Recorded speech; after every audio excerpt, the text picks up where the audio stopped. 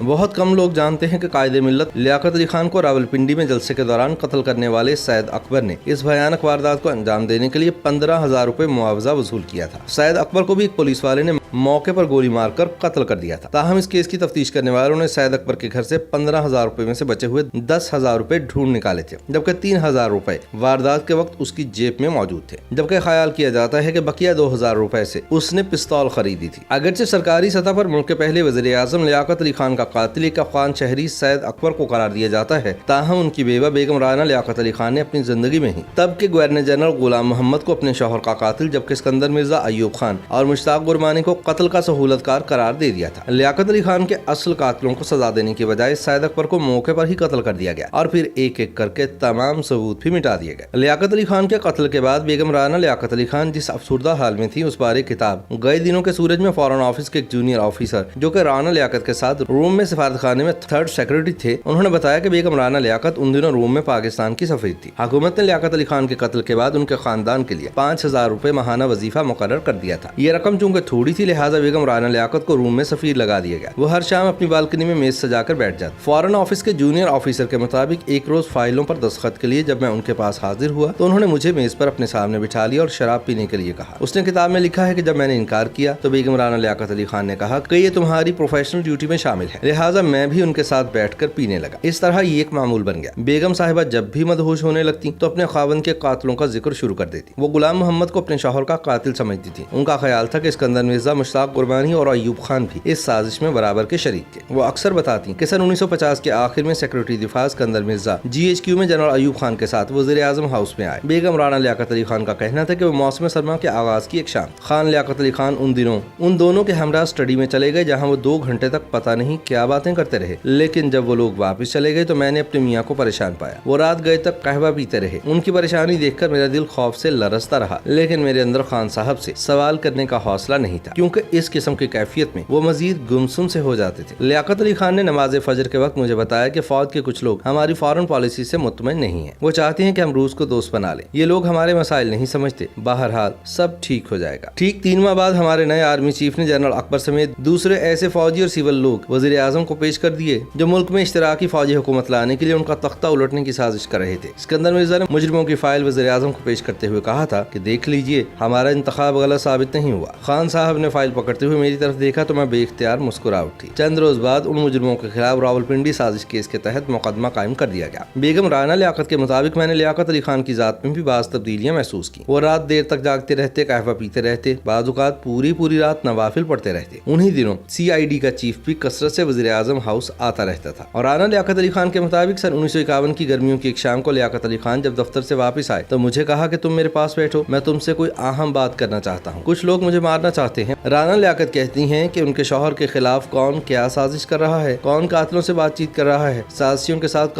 کون شریک ہے۔ وہ ہر بات کے بعد غلام محمد اور گرمانی کا ذکر کرتے تھے۔ آخر میں انہوں نے مجھے بتایا کہ انہوں نے کابینہ کے اجلاس میں غلام محمد اور گرمانی کو خوب جھاڑ پلائی ہے، جبکہ دونوں نے مجھ سے صفائی کے لیے پھر مہلت طلب کی ہے جو میں نے دے دی ہے، لیکن میں انہیں جلد ہی فارغ کر دوں گا۔ بیگم رانا لیاقت کہتی ہیں کہ 16 اکتوبر کی صبح جب لیاقت علی خان راولپنڈی جانے کے لیے تیار ہوئے تو بڑے خوش تھے۔ مجھ سے مخاطب ہو کر کہا کہ میں آج قوم کو اپنا رازدار بنا کر سارے دکھوں سے آزاد ہو جاؤں گا۔ میں ان سب کے نام پبلک کر دوں گا جو ملک کی جڑیں کاٹنا چاہتے ہیں۔ تم میرے لیے دعا کرنا۔ وہ میری ان سے آخری ملاقات تھی، اس کے بعد وہ دنیا سے رخصت ہو گئے۔ مسز رانا لیاقت علی خان کے مطابق ان کے شوہر کے قتل کے بعد غلام محمد گورنر جنرل بن گیا اور اس کے حواریوں کو بڑے عہدے مل گئے۔ قوم کو بیوقوف بنانے کے لیے قتل کی تحقیقات کے لیے ایک انکوائری کمیشن بنایا گیا اور بس جب وہ شہید ہوئے تو پورے ملک میں ہمارے لیے سر چھپانے کا کوئی ٹھکانہ نہیں تھا۔ خرچ کی رقم وہی تھی جو مرحوم کے اچکن سے نکلی تھی، لہٰذا میں نے سوچا کہ بچوں کا پیٹ پالنے کے لیے کہیں نوکری کر لوں۔ انہی دنوں اسکندر مرزا میرے پاس آئے تو میں ان سے بڑی سختی سے پیش آئی، کیونکہ وہ بھی لیاقت علی خان کی شہادت کے موقع سے فائدہ اٹھانے والوں میں شامل تھے۔ وہ بڑے تحمل سے میری بات سنتے رہے اور آخر میں مجھے قائل کر کے گورنر جنرل غلام محمد کے پاس لے گئے۔ غلام محمد بڑی فرعونیت سے مجھے ملے اور کہنے لگے کہ مجھے پتا ہے کہ آپ کے پاس سر چھپانے کے لیے کوئی جگہ نہیں ہے، کھانے کے لیے کوئی رقم نہیں، لیکن میں آپ کی کوئی خدمت نہیں کر سکتا۔ اس ملاقات کے کچھ ہی عرصے بعد بیگم رانا لیاقت علی خان کو روم میں سفیر بنا۔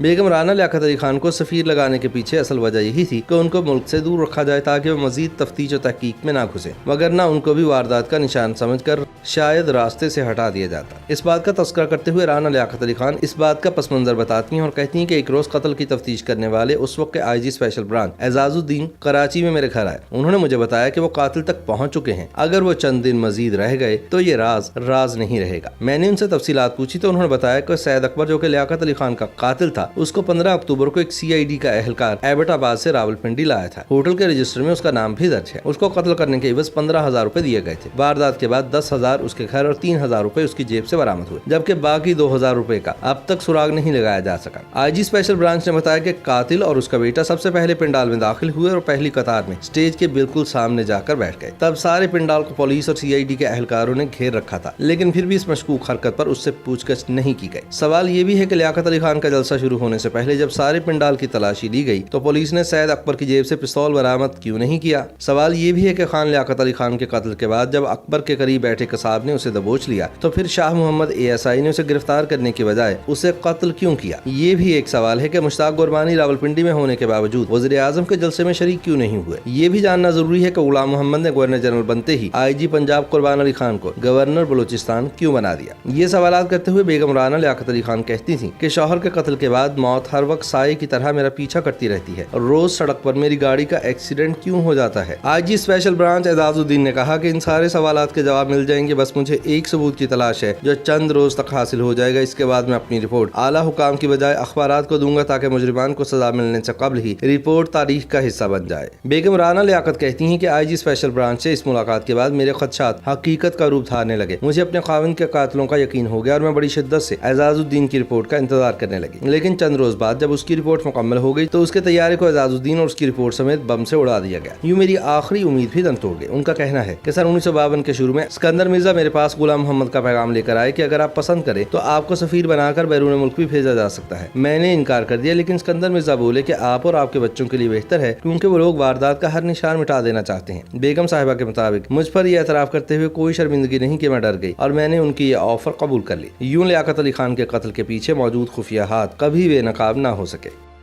YouTube पर गूगली न्यूज देखने के लिए youtube.com की सर्च बार में गूगली न्यूज TV टाइप करें। गूगली न्यूज के पेज पर सुर्ख रंग के सब्सक्रिप्शन वाले बटन पर क्लिक करना ना भूलिए। YouTube पेज पर अपलोड होने वाली वीडियोस से बाखबर रहने के लिए बेल आइकन पर क्लिक कीजिए। आपको हर नई वीडियो के बारे में नोटिफिकेशन मौसूल हो जाएगा।